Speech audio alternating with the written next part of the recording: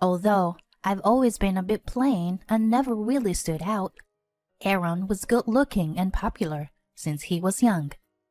As he got older, he became even more handsome, and a lot of under and upperclassmen were into him. He would receive so many chocolates and presents on Valentine's Day every year that he would ask me to help him eat them because he wouldn't able to on his own. I was lucky enough to be by his side. So many people envied me. Aaron and I started dating in high school, which made the number of people who had hated me grow even more. They don't match. She's not cute. There's no way. The other female students would all say things like that. But thanks to that, I became really strong mentally. Even though I was plain looking, being by his side, I began to take care of myself more. When I entered university, no one bullied me anymore. Aaron and I married after we graduated from university. We got along with each other's parents, so the wedding ceremony passed by smoothly. We started living together, but since we both worked full-time jobs, we were both busy and didn't have all that much time together. Because of this, we came up with the rule that if we had time, we would always eat dinner together. We would make as much time for each other as possible and did what we could to protect our relationship. But what I didn't know was that there was a woman who had been bothering my husband since university. 3 years after graduating from university, we were living a peaceful married life until that woman began stirring up drama. It began when Aaron brought some handmade sweets that someone had given him at work. "I'm home. Someone gave me sweets again. Let's eat them together." "Recently, you've been getting sweets 3 times a week?" That day's sweets were heart-shaped cookies. It was obvious that someone was trying to express their feelings for Aaron. Someone liked him. When I spoke to Aaron about it, I found out that all the sweets he'd received recently had been from the same person. Even if he tried to refuse, she would force him to take them. So recently, Aaron gave up on trying to turn them down. My husband always wore his wedding ring, and I made him lunch to take to work every day, so that women knew very well that he was married. I opened up Aaron's lunchbox so I could wash out the tapware inside, and at the very bottom, I noticed there was a tiny note. I thought that maybe a note from Aaron's desk had accidentally fallen into his lunchbox.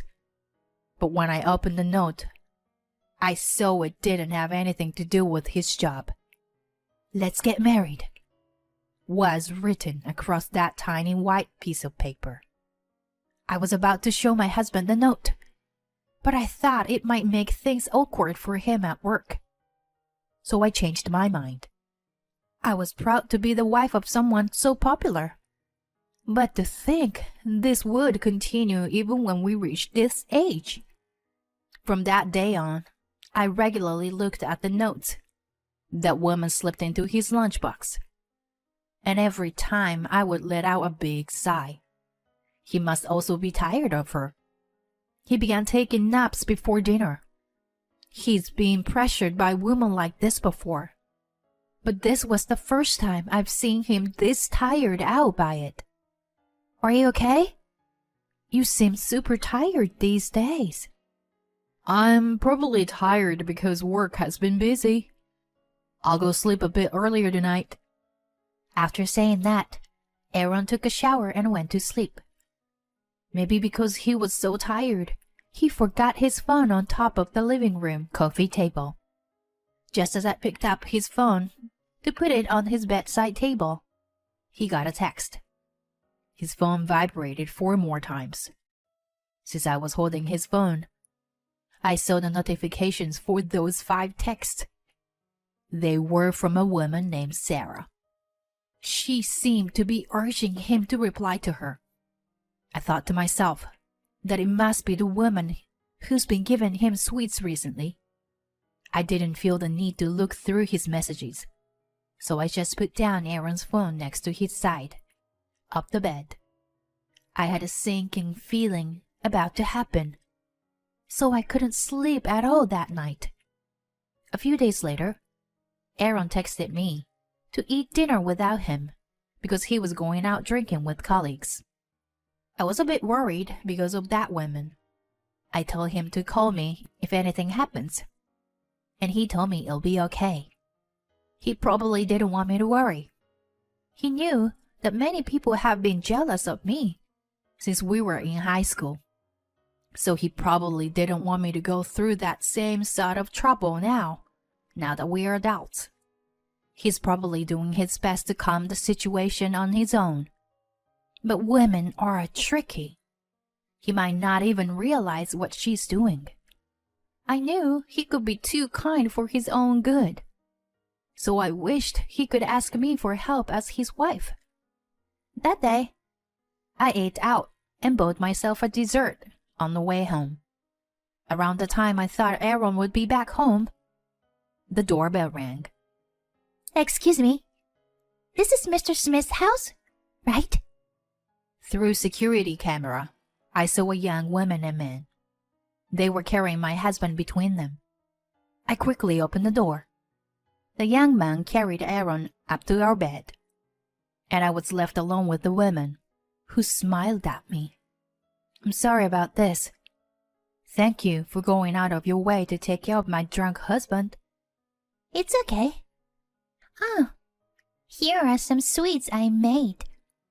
I noticed that the sweets she handed me were in the same packaging as all the other ones my husband had received recently, and I felt the blood drain from my face. This is definitely that woman, Sarah, who liked Aaron. I thanked her and took the sweets. When are you and your husband going to divorce? She whispered into my ear. She gave me a carefree smile, but Aaron's wife, I was furious. She looked me up and down and made a face as if to say she thought she was better looking than me. I glared at her. Aaron's colleague came back from leaving him on his bed, and the two of them left. I decided I would tell Aaron he should change jobs when he wakes up. With my salary and savings, we could get by, even if he doesn't work for a while. I felt like our relationship was at risk if he stayed near that woman any longer. A few hours later, Aaron woke up, and I served him a cup of soup I had made. He seemed confused how he had made it home, so I explained everything. Aaron made a guilty-looking face, and his face turned blue. Sue, did she do anything to you? She didn't, but I told him what Sarah had said to me. I also relieved that I had seen the messages she sent him a few days back. Aaron let out a sigh and put his head in his hands.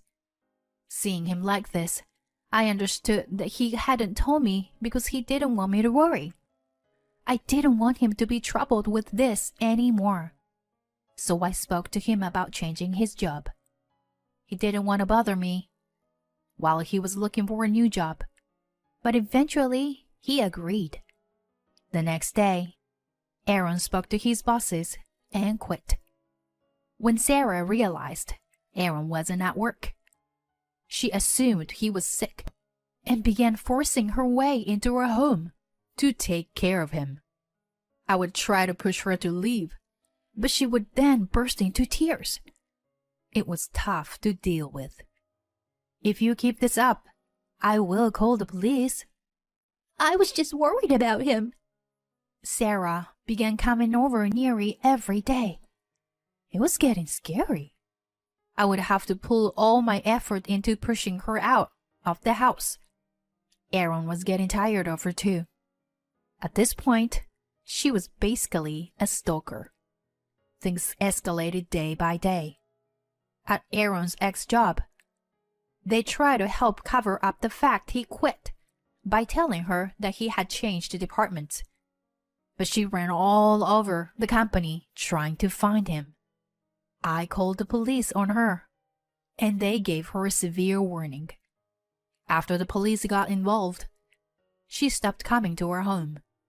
When things calmed down, Aaron began looking for a new job and managed to find one relatively quickly. His new office was a bit far from home, but he really gave it his all there. For a while, we returned back to our peaceful lives. I'm relieved everything has calmed down again. I blocked her number too. I hope everything will be okay from now on. We were a bit worried something would happen again, but we tried to move forward. A few months later, on the way home from work, Aaron jumped out into the street to save a young child. He got hit by a truck and passed away. He was such a kind person. He even risked his life to save that child. I couldn't help but be proud. But suddenly losing someone I loved so much, it was hard for me to accept reality. By the time I made it to the hospital that day, he had already passed away. I burst out crying. Even now, when I'm at home alone, I feel like he will walk in with a big smile on his face any minute. I organized the funeral and invites his family and close friends. Of course, I didn't invite anyone from his old job. Seeing his face peacefully sleeping, I felt like crying. I love your smile so much, so please never stop smiling. I felt like he was saying that to me. I'm sure he wouldn't want to see me sad. Since he passed away so suddenly, I'm sure he regretted leaving me alone the way he did. But he definitely wouldn't regret having protected that child. He saved a life. I'm sure that he would tell me to smile. So I decided that after the funeral, I should try to move forward with my life, for the sake of the husband I loved. When he passed, the police gave me his cell phone. Looking through it, there were many pictures of me smiling. Some I didn't even remember. When I saw that, without thinking, I hugged Aaron's phone close to my body. I noticed that he had a huge number of notifications. Surprised, I checked and saw they were all from Sarah.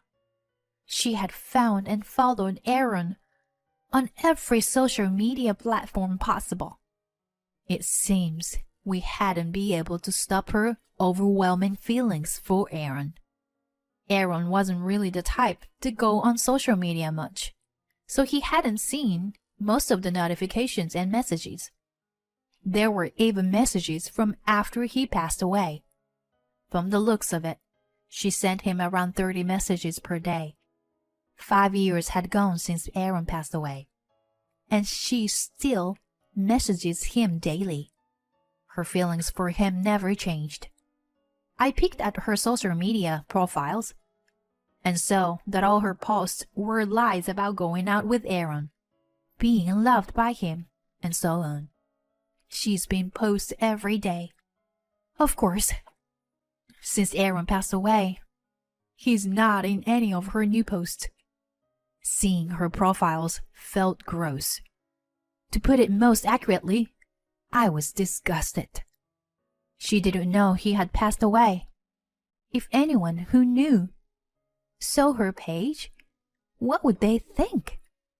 I'm sure even my husband would be annoyed if he looked down from heaven and saw that this was happening.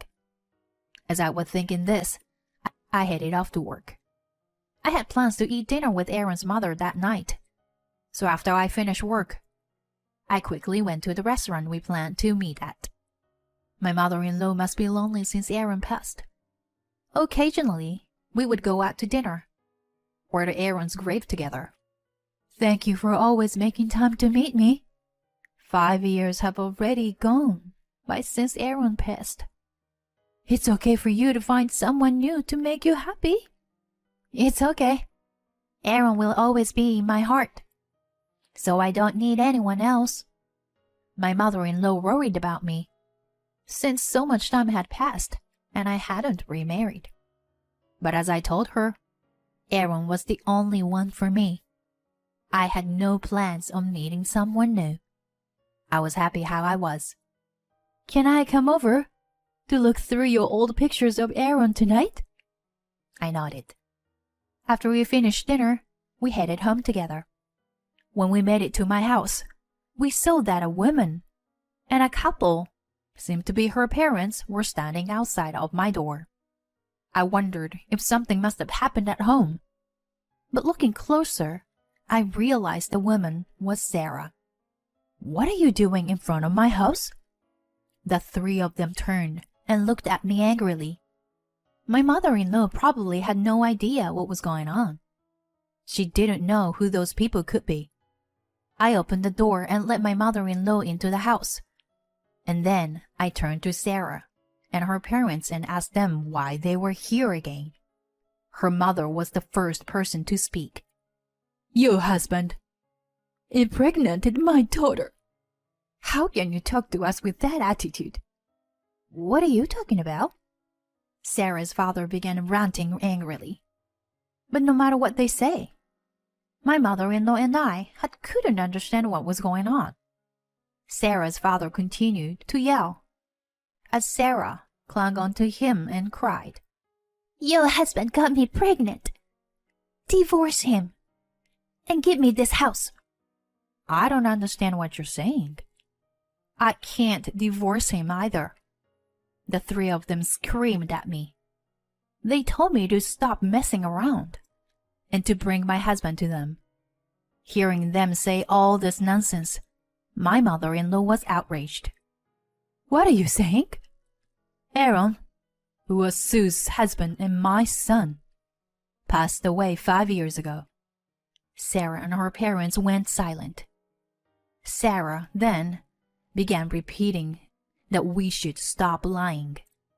When I explained to them what happened 5 years ago, and that the woman with me was Aaron's mother, they were pale. Their shocked faces were incredible to see. I have to give her credit. Sarah was completely delusional. What? You must be lying. Sarah slumped into the ground and began to cry. Knowing the truth, she was overwhelmed with sadness, and by the fact that her lies wouldn't work anymore. Her father began yelling at her for lying. Her mother also hadn't known the truth, and her face suddenly went bright red out of embarrassment. The whole time my mother-in-law continued to scream at them. Now that you understand, please leave. My mother-in-law entered the house and we shut the door. We could clearly hear them yelling from the other side of the door, but I didn't care about them anymore. I explained everything about Sarah to my mother-in-law. She hugged me tightly while crying, saying she wished she had known earlier so that she could have done something to help. Her kindness almost made me cry. I hugged her and stroked her back. It's okay. I'm Aaron's wife after all. After we both calmed down a bit, my mother-in-law headed home. I offered to drop her off, but she said she'd be all right on her own. I looked at a photo of Aaron on the wall and let out a big sigh. We've been through a lot of trouble because of Sarah, but I'm sure this was the last of it. Her parents must have been incredibly angry with her. I'm considering reporting her to the police, but I decided against it in the end. I checked on her social media accounts, and so she had deleted everything. To my relief, she also stopped sending Aaron messages. I put my hand on the photo of Aaron and closed my eyes. She finally understood. The next day, Sarah's parents came with some sweets and apologies. They said they wanted to apologize to Aaron as well, and they stepped inside. They stopped in front of a photo of him and apologized out loud. I glared at them and said, I wanted them to promise me something. I told them to promise me they would never let their daughter come near me again, and that if she ever does, I will call the police. I told them what Sarah had done until now, and they promised me they wouldn't let her bother me again. This should be the end of it.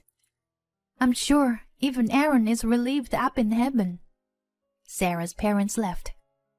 It's incredible how dedicated Sarah's love was, but I want her to understand how much trouble she caused us. I hope she can also be happy one day. A few more years passed since then, and I still haven't considered getting remarried. I'm sure I never will. Aaron will always be the one in my heart. I hope he's smiling in heaven.